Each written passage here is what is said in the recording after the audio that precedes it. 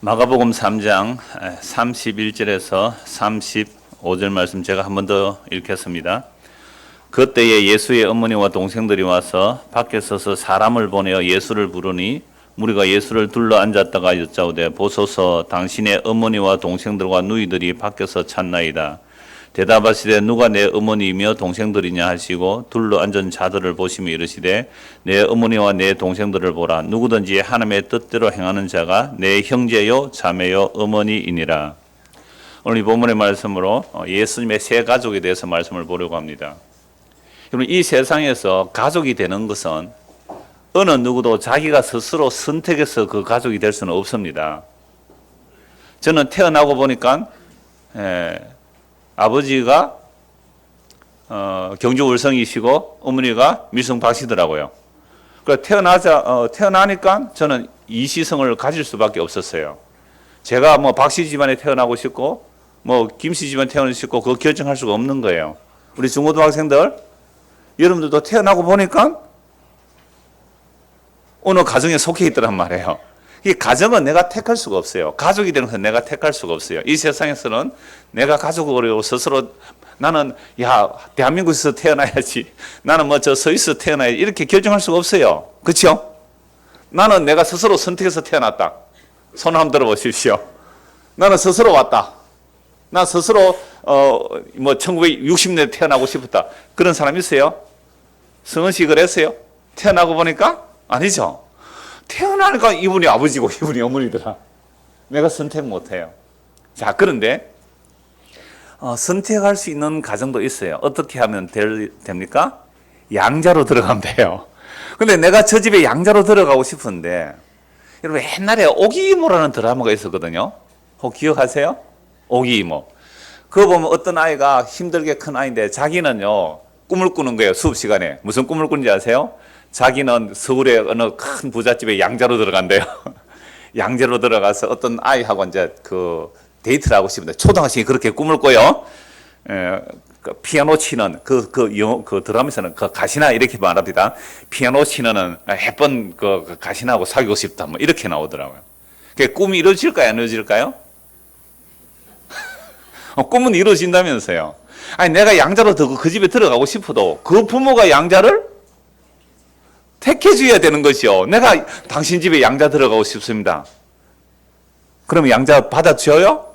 안 받아주잖아요. 그럼 여러분 세상에서 가족을 택할 수가 없는 거예요. 내가 어느 집에 양자로 들어가고 싶다고 양자 들어가는 것도 아니라 이 말입니다. 그러니까 예수님의 세 가족을 예수님께서 어떻게 만들어내시는가, 성부, 성자, 성령께서 어떻게 세 가족을 만들어내는가, 여기 사실은 초점이 있어요. 그럼 우리는 뭐 가만히 있어야 됩니까? 들어갈 수가 없어요. 들어가는 방법이 있어요. 어떻게 하면 예수님의 세 가족이 됩니까? 예수님을 믿으시면 됩니다. 그런데 문제는 허물과 죄로 죽은 우리가 스스로 예수를 믿을 수가 없다는 게 사실 문제죠. 그럼 도대체 예수님의 세 가족이 되는 게 뭔가라는 질문을 가지고, 여러분 예수님의 세 가족이 안 되면, 중고등학생들 예수님의 세 가족이 안 되면 여러분 어떻게 돼요? 예수님의 세 가족이 안 되면 어떻게 돼요? 우리 엄마 아빠가 물려준 이 생명이라는 것은 영원한 생명이 안 돼요. 이건 목숨이에요. 엄마 아빠가 물려준 목숨은 영원할 수가 없어요. 예수님만이 영원한 하나님이시기 때문에 예수님의 가족이 돼야 영원한 생명을 얻는 거거든요. 예수님의 가족이 안 되면 이 세상에서 아무리 행복한 가정을 이뤘다 할지라도, 정말 행복한 가족을 이뤘다 할지라도 그건 영원한 생명이 없는 가정이거든요. 그래서 여러분들 오늘 여기 교회에 모인 것은 우리 가정 행복하기 위해서, 그건 자의 확대예요. 그거 아무리 행복한 가정이 이루어도요, 예수 믿지 않으면 영원한 생명이 없는 가정입니다. 그래서 예수님의 십자가 앞에서, 예수 그리스도 앞에서는 모든 것이 상대가 되어버립니다. 나의 절대 진리라는 개념도 전부 상대가 되어버려요. 내 가정의 행복, 오늘 신혼부부 왔습니다만 그거요 상대화 시켜야 됩니다. 준엽 씨, 지혜 씨. 그리스도 앞에서 내 가정의 행복이 최고다라는 그것이 상대화되지 않으면 지혜가 없는 거예요. 참된 지혜는 여호와 경외예요. 여호와 경외는 예수님이 누군지 알고 믿는 거거든요. 자꾸 눈물이 나려 그래요. 제가 옛날에는 굉장히 센스티브했어요. 센스티브해서 노래 들어도 울었고요. 대중가요 들어도 울고요. 드라마 보다도 울고요. 그 다음에 뭐 동행 이런 이야기, 선교사도 고생해요. 눈물 줄줄 흘렸는데요. 요즘은요, 세상 그런 이야기는 전혀 감정도 없어요. 성경 보면 막 눈물이 나려고 그래요. 성경 보면 오늘 아침에 교동문 읽는데요. 막 눈물이 나려. 이 주책이에요. 이 나이 들면 주책이라 갖다 대면. 그래, 때로는 눈물이 나서 그 원고 잘 안 보여요. 여러분, 오늘 우리 여기 왜 모였습니까? 예수님의 새 가족 되기 위해서 모인 거예요. 그거 아니면 모일 이유가 없어요. 여러분들이 행복하게 사시려면 복음 들어서 행복한 거 아닙니다. 복음은요, 처자식 결론 말씀 먼저 드릴게요. 마태복음 10장 37절 39절입니다. 아버지나 어머니를 성경 찾으십시오. 이것은요, 마가복음 바로 앞에 있으니까요. 마태복음 10장 한번 보십시오. 마태복음 10장입니다. 교회에 와서 우리가 교회를 모여서 이런 거 구한다고요. 마태복음 10장 37절 34절부터 보죠. 내가 세상에 화평을 주러 온 줄로 생각하지 말라. 화평이 아니라 금을 주러 왔노라. 내가 온 것은 사람이 그 아버지와 딸이 어머니와 며느리가 시어머니와 불화하게 하려니라. 시어머니하고 며느리하고 불화한대요. 이건 뭐 불화 안 해도 원래 불화하잖아요, 우리는. 그런데 예수님 오시면 그렇게 친한 시어머니하고 그 며느리하고 사이가 불화가 일어나는 거예요. 예수님 오시면. 여러분, 며느리 사랑은 누가 사랑해요? 시아버지가. 그 시아버지가 며느리 되게 사랑한다 하더라고요. 근데 시아버지가 며느리가 불화할 수 있어요. 딸이 어머니와. 사람의 원수가 자기 집안 식구리라. 이게 구약에 다 나온 예언들의 말씀이에요. 그래서 37절 아버지나 어머니를 나보다 더 사랑하는 자는 내게 합당하지 아니하고 아들이나 딸을 나보다 더 사랑하는 자도 내게 합당하지 아니하며 또 자기 십자가를 지고 나를 따르지 않는 자도 내게 합당하지 아니하니라. 자기 목숨을 얻는 자는 잃을 것이요 나를 위하여 자기 목숨을 잃는 자는 얻으리라. 여러분, 인간이 태어나서 하는 모든 행동은 자기를 위한 행동입니다. 우리가 절에를 가든지 교회를 나오든지 왜 나와요? 자기를 위한 거예요. 자기 행복의 확대입니다. 자아의 확대예요. 자기 행복의 확대란 말이에요. 그 자기 행복의 확대를 위해서 가정을 이룬 거 아닙니까? 가정은 자아의 확대예요. 그 가정이 친족입니다. 넓게 친족이잖아요. 그런데 그 친족이 좀 더 확대되면 사회가 되는 거예요. 이게 사회의 안녕, 평안, 질서, 이것도 자아의 확대예요. 결국 대한민국의 확대를 꿈꾸고 있죠. 그 대한민국도 남북 통일해서 더 큰 자아의 확대를 꿈꾸고 있죠. 이걸 또 다른 나라들이 싫어해요. 통일되는 거. 주변국들이 좋아하겠어요? 진보는 진보대로 자아의 확대를 꿈꾸고요. 보수는 보수대로 자기의 자아의 확대를 꿈꿔요. 그래서 우리는 자기 주장 이 자체가 죄란 말이에요. 그러니까 끊임없이 나는 자아를 확대하고 싶은데 확대된 자아를 영속화시키고 영광받고 싶고 그걸 영원히 고착시키고 싶은 거예요, 우리가. 이게 타락한 자아의 모습들이거든요. 그래서 자아라는 글자가 스스로 손에 창 들고 있는 게 자아라고 한문의 글자가 그렇게 표기되어 있죠. 이게 가장 성경적이에요. 아담 이후로 타락한 인간은요, 손에 창을 들고 자기를 지켜야 돼요. 자기가 자기를 지키는 이게 나아자예요. 나아자. 손에 창 들고 있는 인간입니다. 그게 끊임없이 내가 나를 확대하기 위해서 딱 상대방은 나타나잖아요. 그리고 야곱이 형님 만나러 가다가 몰려가죠. 가다가 적을 만나요. 무조건 싸우잖아요. 무조건 싸우죠. 누군 줄 알고. 원수인 줄 알고. 그게 우리들이에요. 손에 창 들고 딱 부딪히죠. 너 내 편이냐 적 편이냐. 이러면 사람 만날 때 교회 세 사람이 와요. 어떤 사람은 좀 성격상 잘 이렇게 접근해서 교제할 수도 있어요. 또 어떤 사람은 안 하기도 하죠. 근데 어떤 사람을 그 사람이 구역에 편성돼요. 구역 편성은 제가 합니다. 그러면 구역장이 뭐 저런 사람을 그런 사람 없습니다. 우리 구역장들은 예를 들어서 뭐 저런 사람 우리 구역에 넣어주노 이렇게 말할 수 있잖아요. 그러니까 어떤 낯선 사람이 내 영역 안에 딱 들어오면요, 우리는 딱 경계를 합니다. 저 사람 우리 찬양대 들어오는데 이 찬양대에 도움이 될까 안 될까? 찬양대장 어디 갔어요? 저 사람 우리 찾는데 도움이 될까 안 될까 생각해요, 안 해요? 안 합니다. 제가 그 구역장하고 찬양대장 안 그런다 그랬잖아요. 이런 사람 찬양대장 하는 거예요. 그냥 우리는 그래 딱 보면요, 반에 어떤 애가 전학을 딱 왔다, 그죠? 어떤 반에 전학을 왔다. 싸움 잘하는 아이는 어떤 생각할까요? 쟤가 내보다 싸움 잘할까 못할까 한판 뜨자, 한번 뜨자 그러더라고. 아들이 한판 뜨자 그러더라고요. 공부 잘하는 애가 딱 왔다 그러면 어때요? 쟤가 나보다 공부 잘할까 못할까. 이런 우리가 교회당에 왔습니다. 뭐하러 왔어요? 자아 확대하러 왔습니다. 자아를 확대하고 공고하고 영속화시켜서 내 영광 영원히 고착시켜서 교회 안 온 사람 아무도 없을 거예요. 에이, 나는 그런 거 아닙니다. 죽어서 천국 가려고. 그건 자아의 확대 아니에요? 그거 자아의 영속화라 그래. 자아의 영속화. 죽어서 천국 가고 싶다고 욕심도 많다. 죄인이 지옥 가야지 어떻게 감히 그런 꿈을 꿔요. 이게 지금 예수님이 하시는 말씀이에요. 내가 온 것은 칼을 가지고 왔다. 칼로 잘라내야 된다는 거죠. 뭐예요? 기존의 가족 개념. 내가 절대화시키고 있는 내 행복의 개념. 내 마음속에 가지고 있는 성공의 개념. 내 행복의 가치관. 칼로 다 잘라야 됩니다. 그거 스스로 못 잘라요, 우리는. 그래서 예수님의 새 가족 되는 것은 예수님께서 십자가에 죽지 않으면, 십자가에 죽으시고 우리 안에 성령을 보내시지 않으면 우리는 결코 어느 누구도 예수님의 새 가족이 될 수가 없습니다. 힘으로도 안 되고 능으로도 안 돼요. 우로도 안 되고 애서도 안 됩니다. 어떻게 우리가 예수님의 새 가족이 돼요? 여러분들 힘들고 사는 게 어려워요? 그러면요, 저 우리나라 최고 재벌 집에 가서 나 양자 드려주세요 해보세요. 그 집에 양자만 되면 상속이 공식적으로 양자가 입양이 되면 그 엄청난 재벌의 그 재산들이요 똑같이 양자가 됐다고 차별 안 합니다. 양자가 되어도 법적으로는 똑같은 유산을 상속받아요. 여러분 살기 힘들어요? 그러면 부잣집에 가서 나 양자 삼아주세요 하고 빌어보세요. 그래서 그 부모가 마음이 들어서 양자 삼을게 라고 하면 부잣집에 양자 되면 똑같은 그 부모의 유산을 다 물려받아요. 근데 우리가 빈답고 그 부잣집 재벌집에서 우리 양자 받아주겠습니까? 안 받아주겠습니까? 안 받아주죠. 왜 받아줘요, 우리를 뭘 볼 거 있다고.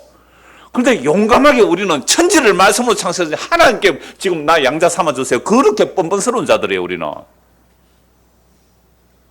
그러니까 그 영광의 하나님 나라를 십자가 속에 감춰주어야, 십자가 속에 감춰둬야 그 하나님 아버지께 내 양자 삼아주세요. 하나님 보내신 아들 내 믿을게요. 양자 삼아주세요. 이런 말 함부로 못하도록. 정말로 하나님께서 그리스도 안에서 창세전에 영원전에 아버지와 아들이 약속하신 그 자녀들만 예수 믿습니다.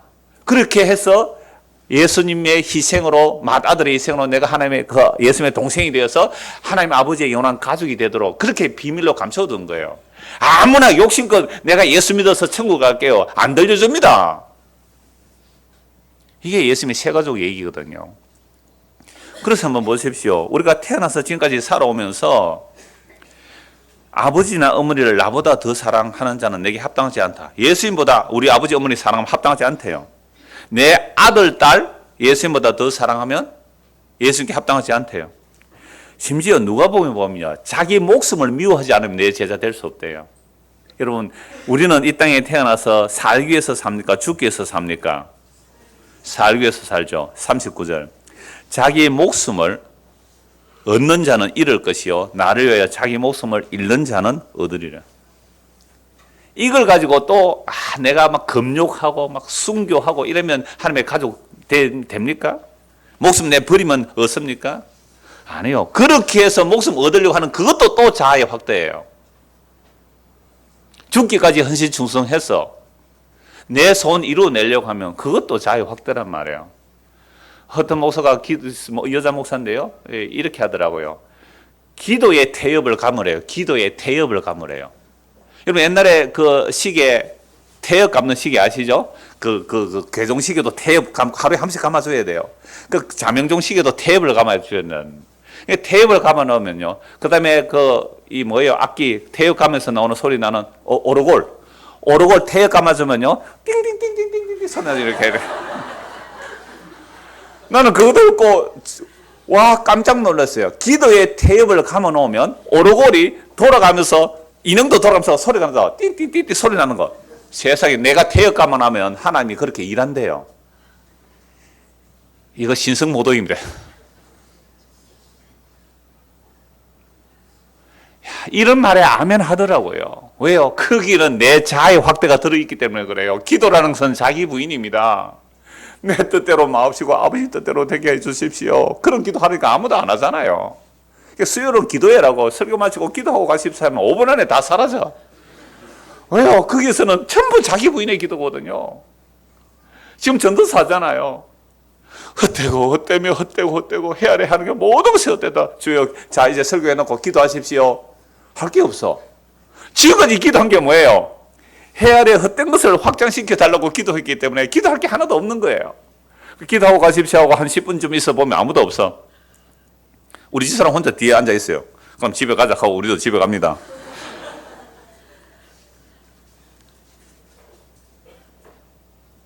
여러분, 예수님의 새 가족이 되는 거 우리 인간으로 불가능합니다. 어떻게 해서 그럼 하나님 새 가족을 만들어 주시는가? 이제 본문을 보겠습니다. 결론 다 말씀드렸으니까 과정만 보면 되겠습니다. 마가복음 3장 31절입니다. 그때가 언제입니까? 그때가 언제입니까? 친족들이 예수님을 미쳤다고 잡으러 온 그때입니다. 심지어 예루살렘에서 서기관들이 예수님의 언행을 조사로 왔어요. 예수님의 언행을 조사해 보니까 예수님 막 귀신 쫓아내니까 바알세불의 힘을 입어서, 귀신의 왕을 힘입어서 예수가 귀신 쫓아낸다라고 말을 하는 겁니다. 그러니까 예수님께서 그들을 보고 지난주에 뭐라고 말씀하셨어요? 모든 죄는 용서받았지만 성령을 모독하는 자는 용서받지 못한다. 성령 모독하는 죄가 뭐였습니까? 예수를 믿지 않는 거잖아요. 그래서 성령이 아니고서는 누구도 예수를 주라고 할 수 없는데요. 자, 그렇게 할 때에 바로 그때입니다, 오늘. 그러면 가족들이 예수님께 왜 나왔을까요? 가족들이 왜 예수님을 부르러 왔을까요? 자, 31절입니다. 그때에 예수의 어머니와 동생들이 와서, 또는 형제들 이렇게 되어 있습니다. 예수의 어머니와 동생들이 와서 밖에 서서 사람을 보내어 예수를 부르니 무리가 예수를 둘러 앉았다가 여짜오되 보소서 당신의 어머니와 동생들과 누이들이 밖에서 찾나이다. 그럼 예수님의 어머니 마리아하고 동생들이 왜 예수님을 찾으러 왔어요? 자기들도 친족들이 미쳤다 그러고 서기관들도 예수를 미쳤다 그러고 귀신 들렸다 그러니까 걱정이 되잖아요.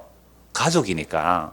우리 아들이 어느 날 갑자기 평범하게 살다가 어느 날 갑자기 내가 메시아다고 막 다니면서 그것도 뭐가 나타나요? 표적과 기적이 나타나거든요. 그러니까 저거 뭐 이상하다 싶어서 지금 예수님을 붙들러 온 거예요, 가족들도.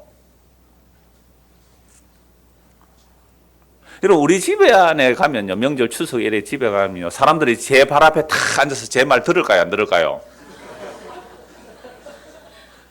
예? 우리 식구들이 다 형님도 있고 누나도 있고 동생들도 있지만 내 발 앞에 딱 앉아서 말씀 들을까요, 안 들을까요? 와봤어요? 예배 시간에는 듣죠, 이제 예배 시간에는. 예배 시간에 말씀 나눌 때는 듣지만 그 외에는 내 말 안 먹힙니다.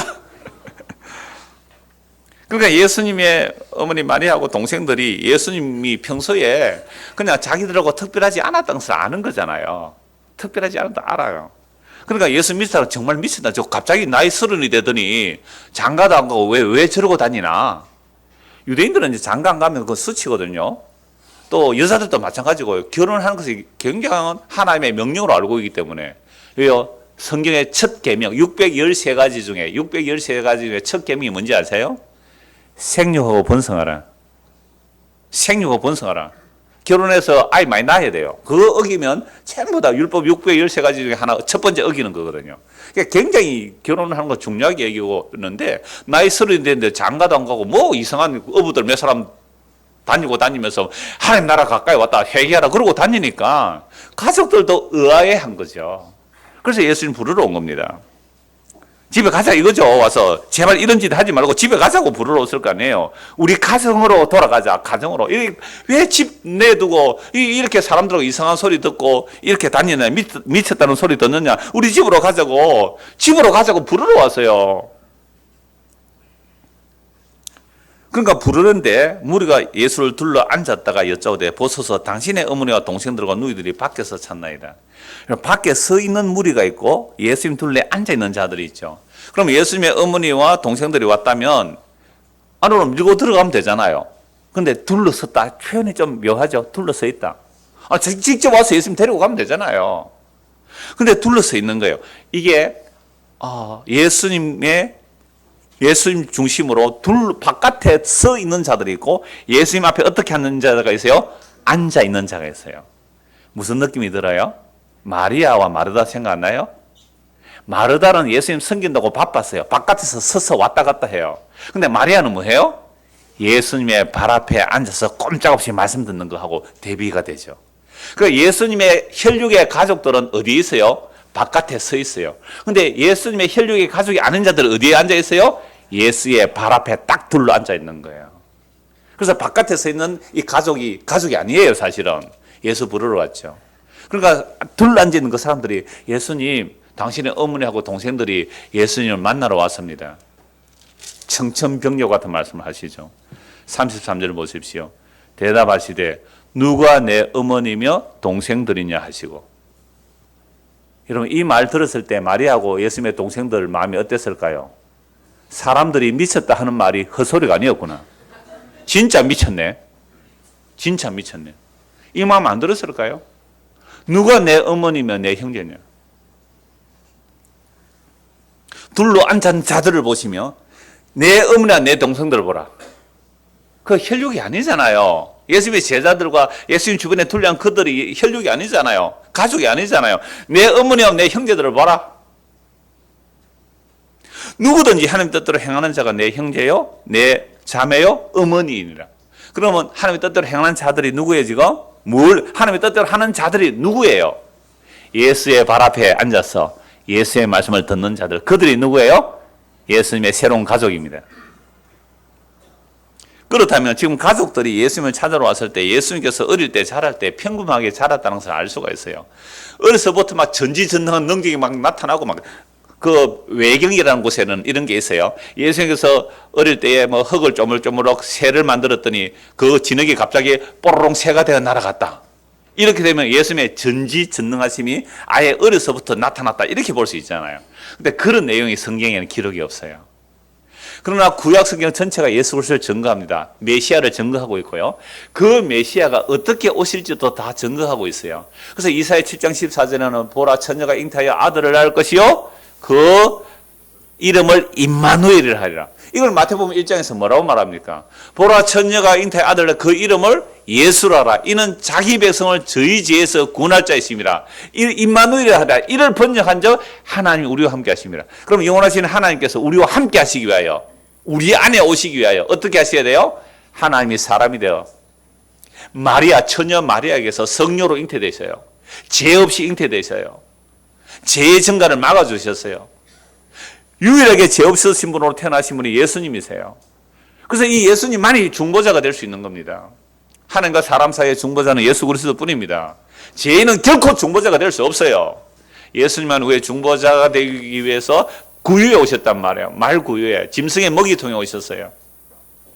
그래서 예수님께서 구약에 다 예언됐고 구약 성경 전체가 예수님을 증거해요. 그래서 이사야 9장에 보면 한 아기가 우리에게 나셨고, 여러분 메시아가 오는데 아기가 오세요. 아기로 한 아기가 우리에게 왔고, 시편 8편에 보면 여호와의 전쟁을 어린아이가 하여 어린아이 몫으로 원수를 이겨요. 한 아기가 왔는데 그 아기가 전능하신 하나님이요 영존하신 아버지를, 여러분 한 아기를 보고 영존하신 아버지래요. 이 여호와의 정의 논리 다 깨어져요. 그렇게 수많은 메시아 예언 한 아기로 오신 예수님, 그분이 정말 베들레헴 말구에 오셨잖아요. 그때에 천사들이 마리아에게 수태고지를 알려줘요. 네가 아들을 낳을 것이다. 이름을 예수로 하라. 어떻게 나에게 이런 일이 일어납니까? 나는 남자를 알지 못합니다. 그럼 남자를 알지 못한다는 말은 성관계가 없었다는 말이에요. 유대인들은 약혼하고 만약에 임신했으면 그건 돌에 맞아 죽는 거예요. 그래서 요셉은 어려운 사람이에요. 자기가 사랑하는 마리아가 나와 관계를 안 했는데 아이를 가졌다. 이건 바람핀 거거든요. 그러면 돌에 쳐 죽여요. 그래서 조용히 끊고자 하여 조용히 파혼하는 거예요. 근데 파혼해버리면 안 되기 때문에 결혼해서 어떻게 하든지 어떤 그런 고민을 많이 해서 요셉은 어려운 사람이라. 어려운 사람이라는 것은 분명히요, 자기가 관계 안 했는데 약혼자라는 것은 지켜줘야 되는 것이 약혼입니다. 절대로 결혼까지는 꼭 손도 안 붙잡고 꼭 지켜주는 거예요.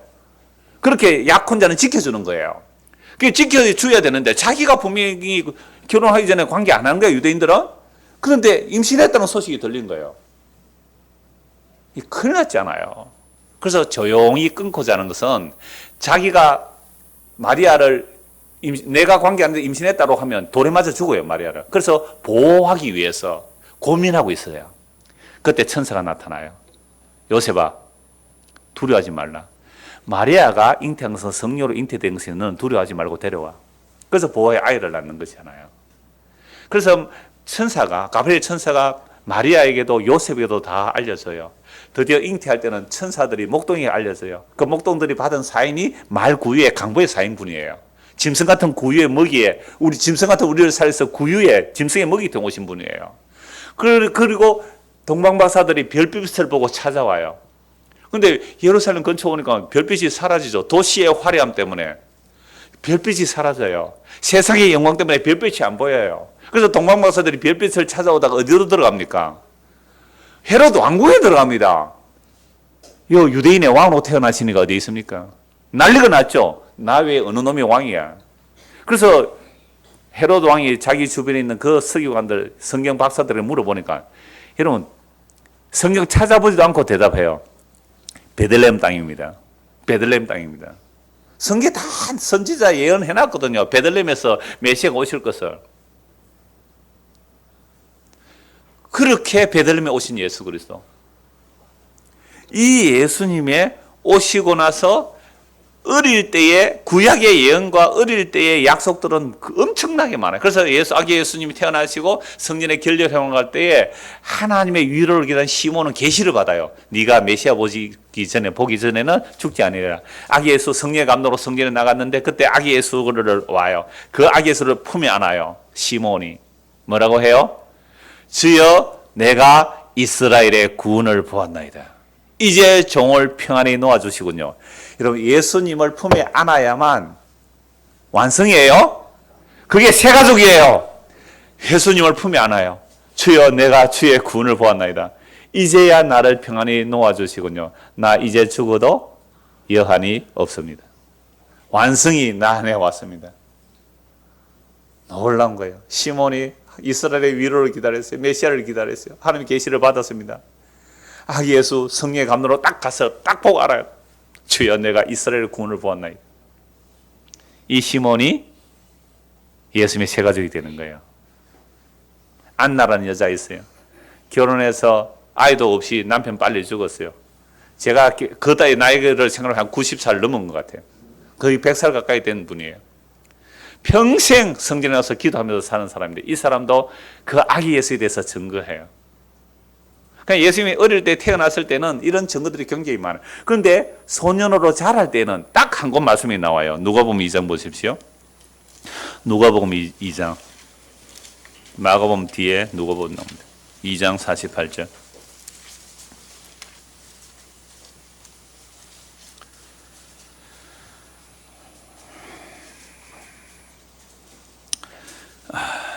그의 부모가 보고 놀라며 그의 어머니는 이르되 아이야 어찌하여 우리에게 이렇게 하였느냐 보라 내 아버지와 내가 근심하여 너를 찾아노라.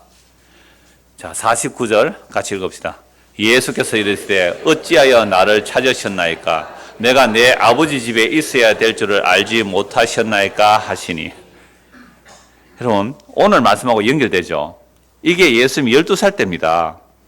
41절 보십시오. 그의 부모가 해마다 유월절이 되면 예루살렘으로 가더니 예수께서 12살 되었을 때에 그들이 이 절기의 관례를 따라 올라갔다가 유월절에 아이들을 데리고 이제 유월절에 가는데요.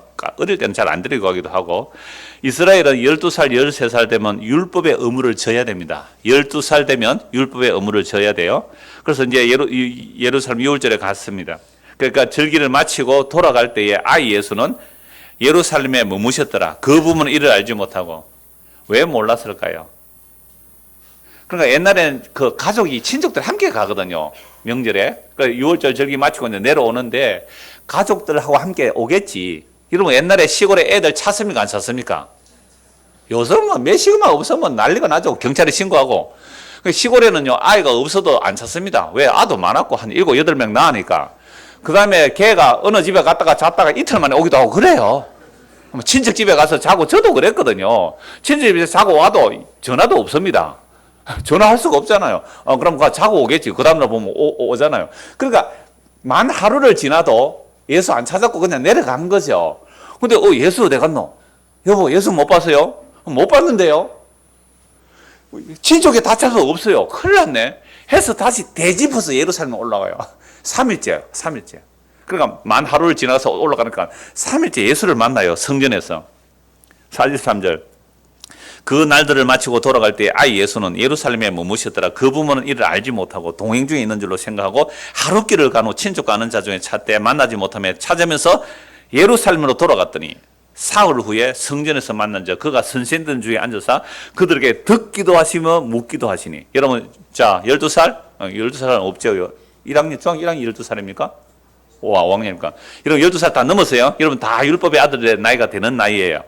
그러니까 이들이 적어도 누구하고 앉아서 예수님, 랍비들하고 막 묻고 대답하고 이래야 돼요. 그러니까 여러분들, 자, 중고등학생 이쪽으로 한번 보세요. 여러분들, 목사님들 질문해야 돼요. 메시아가 어떻게 오십니까? 예수님이 어떤 분이세요? 여러분들 질문해야 돼요. 그럼 제가 막 대답하고 이래야 돼요. 12살 아이가. 그럼 여러분들은 나이가 더 들었으니까 더 해야죠. 그 듣는 자가 그 지혜와 대답을 놀랍게 여기더라. 그의 부모가 보고 놀라며 그의 어머니 이르되 아이야 어찌하여 우리에게 이렇게 하였느냐. 보라 내 아버지와 내 어머니가 근심하며 찾았다. 내 아버지와 내 어머니가 근심하며 찾았다. 예수님께서 말씀하시죠. 12살 아이입니다. 예수 이르시되 어찌하여 나를 찾으셨나이까. 내가 내 아버지 집에 있어야 될 줄 알지 못하셨나이까 하시니 그 부모가 그 하신 말씀을 깨닫지 못하더라. 예수께서 함께 내려가서 나사렛에 이르러 순종하여 받으시더라. 30살까지 그냥 평범히 살았다 이 말입니다. 그 어머니는 이 모든 말을 마음에 두니라. 예수는 지혜와 키가 자라가며, 지혜도 자라죠? 키가 자라죠.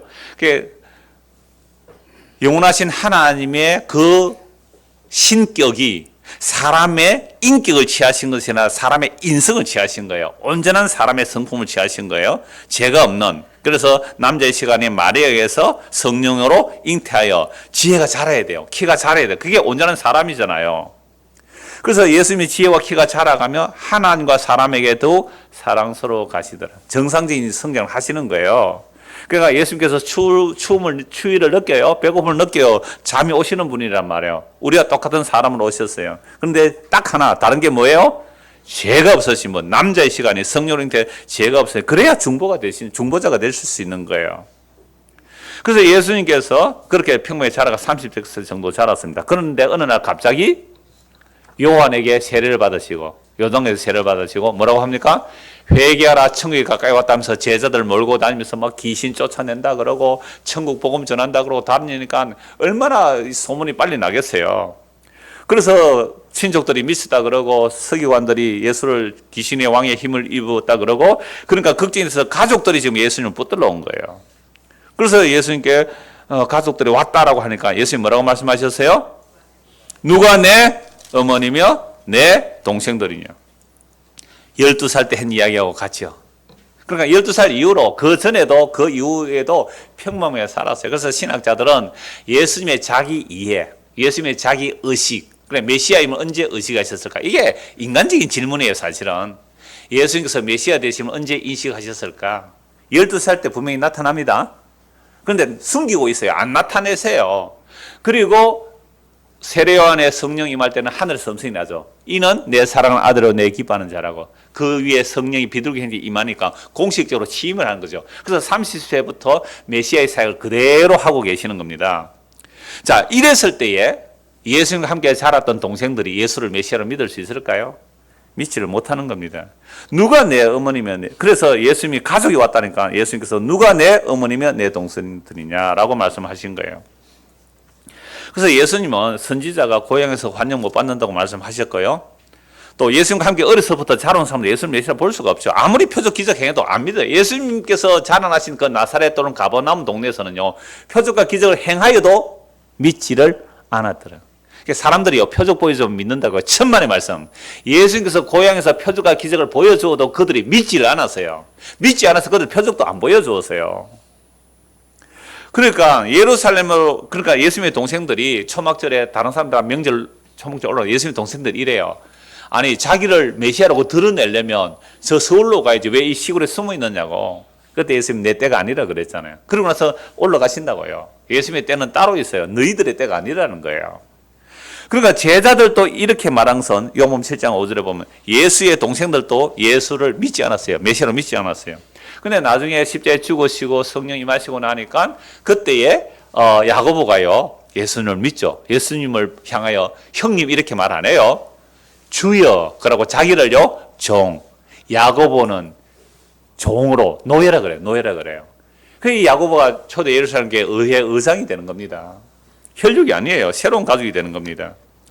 그래서 새로운 가족이 된다는 것은 다시 오늘 본문 35절입니다. 누구든지 하나님 뜻대로 행하는 자가 내 형제와 자매 어머니라. 그러면 예수님의 가족이 누구라는 거예요? 예수의 발 앞에 앉아서 예수의 말씀을 듣고 받아들이고 믿는 자들. 이게 예수님의 가족이에요. 물론 이들도 나중에 십자가에서는 다 도망가요.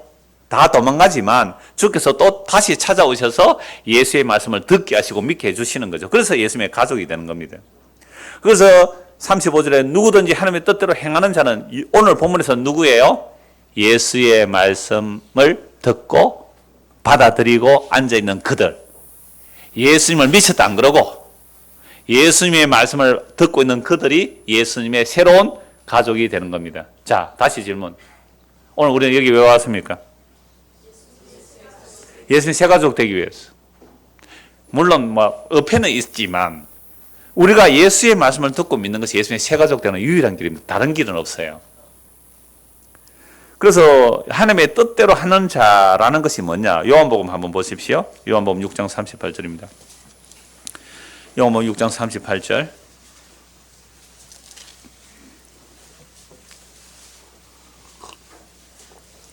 내가 하늘에서 내려온 것은 내 뜻을 행하려 함이 아니요 나를 보내신 이의 뜻을 행하려 함이니라. 나를 보내신 이의 뜻은 내게 주신 자 중에 내가 하나도 잃어버리지 아니하고 마지막 날에 다시 살리는 이것이니라. 내 아버지의 뜻은 아들을 보고 믿는 자마다 영생을 얻는 이것이니 마지막 날에 내가 이를 다시 살리리라 하시니라. 그러니까 예수님께서 자기 가족 보고 내 가족이라 안 그러고 누구를 가족이라 그래요?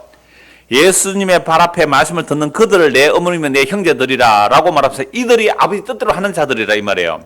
내 아버지 뜻대로 하는 자들이 내 어머니와 내 형제다. 하나님 아버지 뜻대로 하는 자들이 예수님의 가족이 되죠. 아버지 뜻이 뭐예요? 아들을 믿는 자마다 영생 얻는 거. 이게 아버지 뜻이에요. 자, 그런데 문제는 이거예요. 문제는 사람들이 예수께 안 오는 거예요. 그래서 33절 보십시오. 하나님의 떡은 하늘에서 내려 세상에 생명을 주는 것이니라. 그들이 이르되 주여 이 떡을 항상 우리에게 주소서. 예수께서 이르시되 나는 생명의 떡이다. 그러니까 예수를 먹고 마시는 거예요. 성찬식 때만이 아니에요. 오늘도 우리는 예수님의 생명의 떡을 먹는 겁니다. 예수님의 생명의 피를 마시는 거예요. 그게 말씀을 듣는 자리예요. 제가 여러분들에게 뭘 하라 그럽니까? 여러분들 제가 뭘 하라 그랬어요? 여러분 다른 교회에 비하면 우리 교회는 일도 없죠. 일도 없어요. 찬양대 교사는 지원받아서 삽니다만 나머지는 구역별로 하면 되고요. 오기 싫으면 안 와도 되고요. 뭘 하라 그럽니까? 그래서 어떤 분은 너무 일을 안 시켜주니까 자기 일함으로 믿음을 확인하고자 하는 자들은 시험이 들더라고요. 근데 전에 교회에서 너무 힘이 들었는데 그것 때문에 싫었어. 복음이 오고 싫었는데 약간 일하는 게 너무 힘들어서 싫어서 왔으니까 일하는 것 좋은 것으로 있는 사람도 있을 수 있다고 생각하지 아니할 수는 없습니다.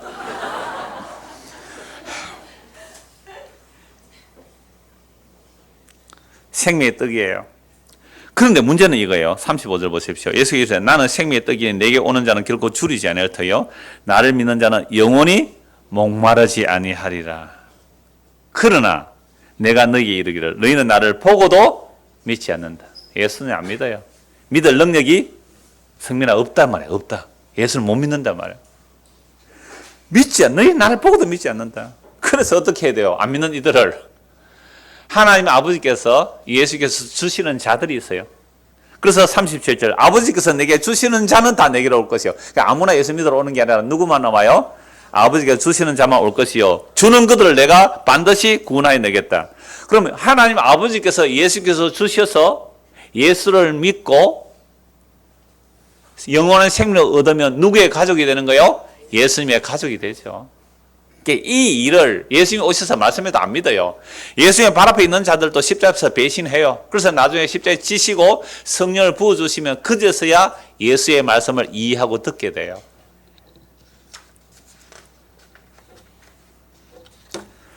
그래서 로마서 10장을 한번 보십시오. 로마서 10장입니다. 그러면 오늘 이 시대에 우리는 예수님을 눈으로 보지 못하잖아요. 어떻게 예수님의 새로운 가족이 되는가? 로마서 10장입니다.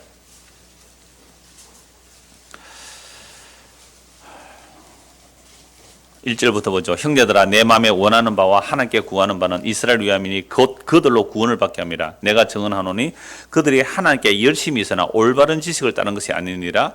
하나님의 의를 모르고, 여러분 하나님의 의는 이미 율법 이전에 아브라함에 나타났죠. 아브라함이 나타난 하나님의 의가 뭡니까? 믿음으로 의롭다를 받는 거잖아요. 하나님의 약속을 믿음으로. 그러니까 이 믿음도 아브라함의 믿음 아니죠. 하나님께서 믿음을 주셨죠. 믿음을 훈련시켰어요. 그래서 하나님이 말씀하시면 하나님이 이뤄내시구나. 이걸 믿을 때에 뭐라고 했어요? 아브라함을 보고 의롭다 했잖아요. 이게 아브라함의 의가 율법 이전에 있었단 말이에요. 근데 이 아브라함의 의, 하나님의 의를 모르고 자기의 모세의 의, 그 율법의 의를 세우려고 힘써 하나님의 의에 복종하지 않았더라. 그러므로 그리스도는 모든 믿는 자에게 의를 이루기 위하여 율법의 마침이 되시니라. 율법의 완성이에요. 율법이 하나만 살아있어도 우리는 불리해요. 죄삭선 사망이거든요. 우리에게 율법이 하나만 살아있어 우리는 다 죄삭서로 사망을 받아야 돼요. 멸망받아야 돼요. 왜? 죄삭선 사망이거든요. 그 율법의 모든 전부를 십자가로 완성하신 분이 누구세요? 예수 그리스도. 그래서 모세가 기록하되 율법으로 말미암은 의를 행하는 자는 그 의로 살리라 하였거니와 믿음으로 말미암는 의는 이같이 말하되 네 마음에 누가 하늘에 올라가겠느냐 하지 말라 하니 올라가겠느냐 하면 그리스도를 모셔 내리는 것이요 혹은 누가 무저기에 내려가겠느냐 하지 말라 하니 내려가겠느냐 하면 그리스도를 죽은 자 가운데서 모셔 올리는 것이라. 그리고 그리스도를 뭐 하늘에서 내릴 수 있고 우리가 올릴 수 없잖아요. 아까 처음 시작할 때 그랬잖아요. 내가 하나님의 가족 되고 싶다고, 나 예수님이 가족 되고 싶다고 인간이 할 수 없어요. 하늘에 올라갈 수 있어요. 저 지옥에 내려갈 수 있어요. 못한단 말이에요. 그럼 무엇을 말하냐? 말씀이 네게 가까워 네 입에 있고 네 마음에 있다. 말씀이 어디에 있다고요? 우리 입에 있고 우리 마음에 있대요. 어떻게 해야? 예수 믿어야. 그러면 선지자들과 사도들이 증거한 내용이 뭐예요? 이 예수님을 증거해놨거든요. 그래서 하나님의 말씀이 진짜 가까이 있어요. 그래서 제가 성경 볼 때 옛날에 돋보기 한번 이렇게 봐야 돼요. 그러니까 우리 서장님이 목사님 말씀을 가까이 해야 되는데 왜 자꾸 말씀 멀리 합니까? 그래. 말씀을 가까이 하라고. 말씀을 가까이 하라고. 그래서 이 말씀이 얼마나 가까운지 이렇게 말해요. 네게 가까워 네 입에 있고 네 마음에 있다. 곧 우리가 전파하는 이 믿음의 말씀, 복음의 내용이라는 거죠. 그래서 보세요. 복음이요 우리에 가까이 있어요. 멀리 안 있어요. 우리 입에 우리 마음에 있다 그랬는데 그게 너무 가까이 있어서 이 복음 믿으면 그 말씀이 어디에 들어와요? 우리 마음에 들어와요. 마음에 들으면 그 마음에 들어있는 말을 해요. 그러니까 제 안에 있는 복음이 말로 나오잖아요. 그러니까 여러분도 마찬가지예요. 이 복음을 들으면 복음이 여러분 마음에 있고 입에 있어요. 그래서 그 사람을 꼭 눌러보면 알아요. 복음이 나오는지 종교가 나오는지. 여러분 군인 정신이 충만하면 꽉 눌리면 관능성이 딱 나옵니다. 딱 관능성이 나온다고요. 병장 되면 다 빠져요.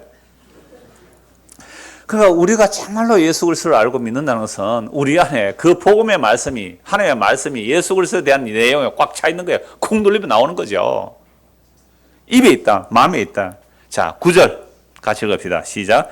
네가 만일 네 입으로 예수를 주로 시인하며 또 하나님께서 그를 죽은 자 가운데서 살리신 것을 네 마음에 믿으면 구원을 받으리라. 복음이잖아요. 예수님이 십자가에 죽으시고 부활하셨어요. 그걸 네 마음으로 믿고 입으로 시인하면 너 뭐예요? 구원 얻는다. 자, 제가 요걸 결론으로 말씀드리면서 지금 40분 동안 서론을 말씀드렸거든요. 제가 40분 동안 서론을 말씀드리지 않고 요 말씀만 딱 나와서 9절 읽으면 내가 뭐 할 수 있는 거예요? 예수 믿어서 하나님의 가족 될 수 있다고 착각하는 거예요. 이건 결론이에요. 하나님 아버지께서 예수님에게 붙여주셔야 되고, 예수님은 그들을 위하여 십자가에 죽으시고 부활하시고 성령 보내주셔서 이 복음이 사도들을 통해 기록하게 하고 이 복음이 오늘까지 전파되게 하셔서 이렇게 예수 믿게 되는 것이, 우리가 믿어서 구원 얻었다는 말을 못하게 하는 거예요. 그러나 겉으로 볼 때는 뭐라고 해요? 내가 예수 믿습니다, 그래서 구원받았습니다 할 수 있어요, 없어요? 할 수 있어요.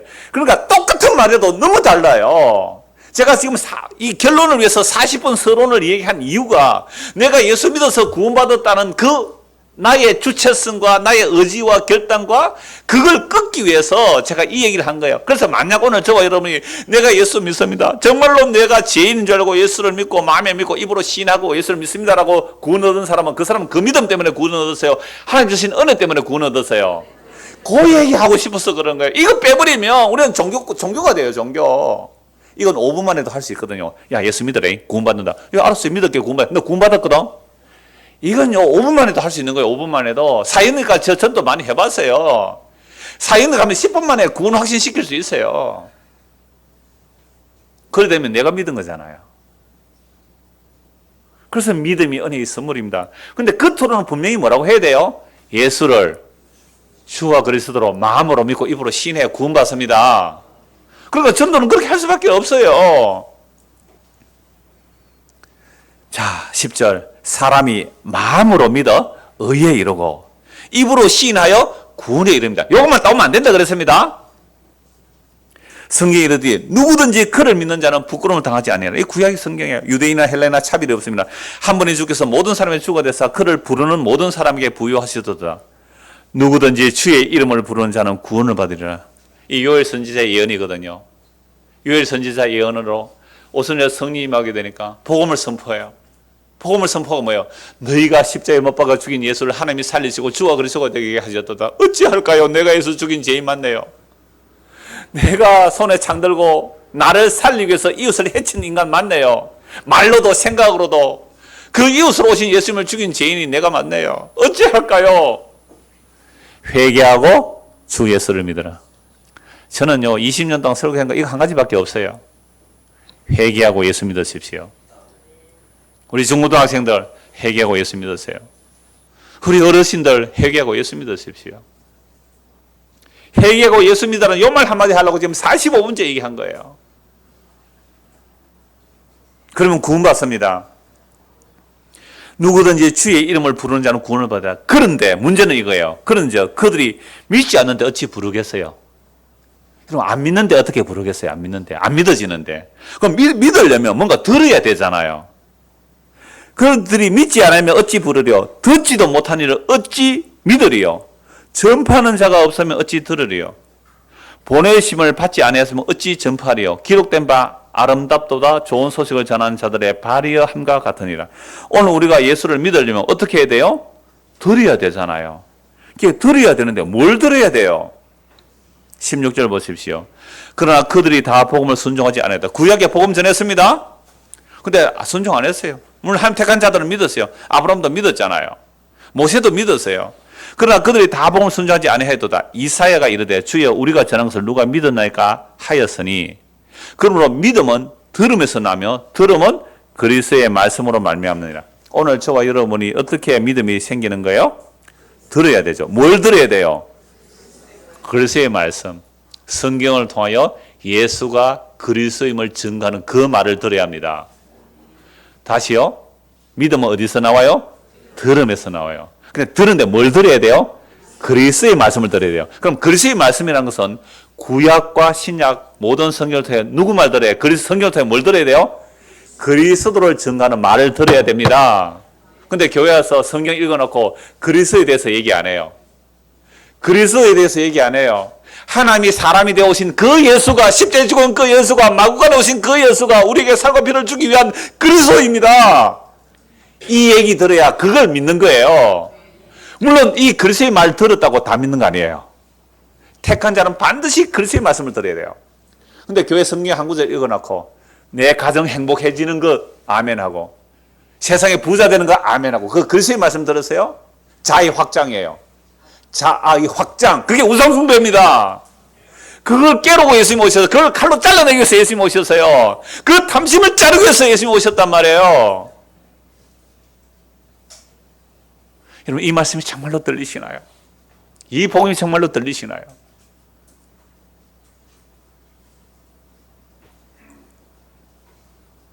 시계 보지 마라. 네가 집중했으면 벌써 맞았을 시간이 됐지. 내가 시간이 오래 걸렸네요. 여러분 집중을 해서 설명이 길어져서 그래요. 정말 집중을 해서 딱 들어오면요 30분 안에 끝내요. 오늘 지금 언제 마실지 모르겠어요 지금.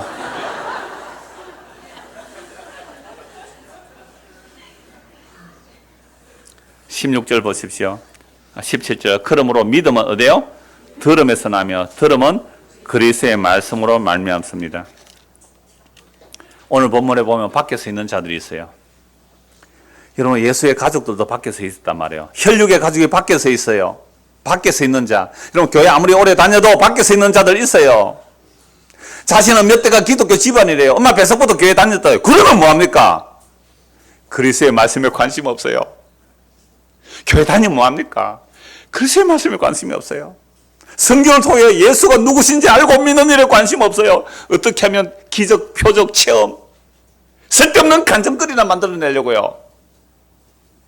어떤 사람이 우리 교회 글을 올려 간증한다고 이런 걸 사용합니다. 그런 간증을 해가지고 사도행전 29장 기록하자고요? 계시를 다시 만드세요. 성경을 다시 쓰세요. 미련하고 어리석은 십자가가 우리의 구원의 완성이 됩니다. 여러분 교회 다닌다고 천국 갈 것 같아요? 그건요 집안 내력입니다. 그건 문화예요. 문화. 어려서부터 엄마 아빠 따라 교회 다니면서 할 수 없이 다니는 거 그 집안 내리고 문화입니다. 여전히 그들은 밖에서 있는 자들이에요. 그래서 예수님의 새 가족을 어떻게 만들어냅니까? 십자가에서 하나님의 약속을 다 이루심으로 자기 죽음으로 자기 살과 피를 십자가에서 우리에게 나눠주시고 성령을 보내주셔서 그래서 우리를 살려내시는 거. 이 말을 들으셔야 돼요. 이게 그리스도의 말씀이에요. 정말 오늘 저와 여러분들은 예수님의 새로운 가족입니까? 교회 오랫동안 다녔다고요? 그거 안 됩니다. 집안 내력으로 안 됩니다. 문화 활동으로 안 됩니다. 제가 한 20년 이렇게 목회를 하다 보면 알아요. 자세히는 모릅니다. 절대 이건 여러분 마음처럼 다 몰라요. 그러나 겉으로 조금 알 수 있거든요. 속에 있는 게 밖으로 나와요. 여러분 마늘 먹으면 입에 마늘 냄새 나요. 그러니까 조금 알 수가 있는데 뭐냐면 말씀에 관심을 가지느냐 아니냐예요. 설교 시간에 습관적으로 조는 사람, 피곤해서 조는 거 이해합니다. 습관적으로 눈 지그시 감고 조는 사람 있어요. 물론 말씀 깊이 묵상해서 그럴 수 있습니다. 그걸 제가 잘 모르겠습니다. 근데 말씀에서 점점 멀어져요. 자리에서 멀어지더라고요. 그래서 지난주에도 그랬죠. 기둥 뒤에 숨는다고요. 앞에 시간 있는데도 불구하고 저 지금 제2 예배실에 가서 있는 사람들. 나는 복음 다 들었고 그냥 다른 사람이 양복에서 앉아있다 그러면 이해합니다. 청년들 시간에 정말 저는 모르겠습니다. 제가 부족하고 연약한 거 아는데요. 저는 성경을 통해 예수가 그리스도라고 예수가 그 그리스도의 말씀만 전하고 해요. 여러분들의 취향 관심 없어요. 정말 예수가 그래서 요말 한마디 하려고 하는 건데요. 여기에 재미가 없다. 관심이 없다. 아직도 밖에 서 있는 사람들입니다. 아직도 밖에 있는 사람이에요. 여러분 새로운 사람들은요. 제 옆에 앉기를 원해요. 한마디라도 그 흘러가는 말도 한마디 얻어 들으려고요. 그 제가 뭐 대단하다는 얘기가 아니에요. 왜? 그리스도의 말씀을 듣고 싶어서 그런 거거든요. 저는 그러면 그분이요. 할머니든 어린아이든요. 너무너무 사랑스럽습니다. 이거 우리 혈육의 가족들이 알아요, 그건. 혈육의 가족보다도 뭐 복음에 좀 반응 보이면 그거 좋아하는 거 우리 혈육의 가족들이 안다니까요. 그래서 뭐라 하면 내가 늘 하는 말이 누가 너가 아버지냐고. 아버지 뜻대로 하는 자들이 내 가족이잖아요.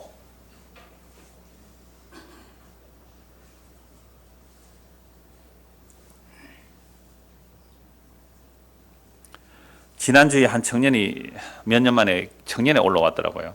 너무 반가웠어요. 막 청년에 다 인사를 시켰죠. 그래서 야, 얘가 이제 드디어 밖에 안 서 있고 안에 들어왔구나. 그래서 너무 기뻐가 그 부모에게 얘기를 했어요. 야, 오늘 아들이 왔습니다. 그 부모가 이렇게 얘기했어요. 너 교회 안 나오면, 말씀 안 들으면 정말로 우리 가족관계 끊자. 엄마 아빠가 다 그렇게 말했대요. 그 협박 때문에 왔을지라도 여튼 고맙더라고요. 와서 듣는 것 자체가. 여러분, 누가 진짜 가족입니까? 누가 진짜 가족이에요? 누가 진짜 가족입니까? 아이고, 목사님, 그래도 하나님 택한 자만 믿을 거 아닙니까? 뭐, 내가 말 안 듣고 됩니까? 가족 끊자고 하세요. 그래, 보세요. 가족 끊자고. 안 그러면, 내 재산도 별로 없잖아. 요 집 한 채 있는 거 내 죽으면 네가 가져갈 거야. 이거 안 주고 네 예수 안 믿으면 나 이거 다른데 사회 환원할 거야. 교회 바치지 마세요, 그냥. 뭐, 교회 바치고 뭐 하겠어요, 이거. 사회 환원할 거 그래 버려보세요. 정말 예수님이 아까 왜 오셨다 그랬어요? 칼을 들고 왔단 말이에요. 혈육의 관계가 절대적인 거예요. 여러분, 인간의 관계, 세상 죽으면 다 끝납니다. 여보, 당신, 어머니, 아버지, 자식 죽어보세요. 3일 만에 갖다 묻기 바쁩니다. 3일 만에 화장하기 바빠요. 그리고 유산 얼마나 남았나? 예? 부도 누가 많이 챙겨가느냐? 이 짓 하고 있는 게 인간들입니다. 뭘 대단한 게 있어요? 그게 가족이에요? 그래도 고상하게 살아가는 가족이 있다고요. 그거 절대적 가치 아닙니다. 진짜 가족 한번 생각해 보세요. 누가 진짜 가족인지.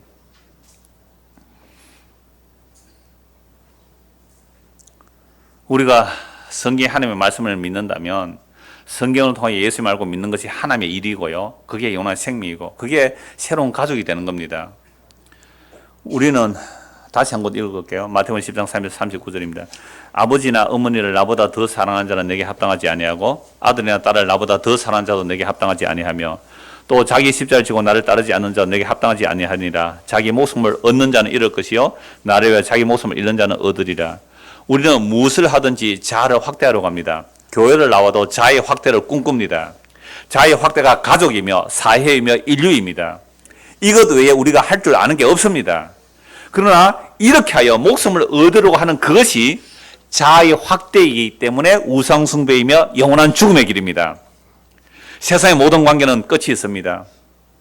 예수님은 영원한 하나님이시기에 예수님을 믿으면 영원한 하나님의 자녀가 됩니다. 영원한 하나님의 가족이 됩니다.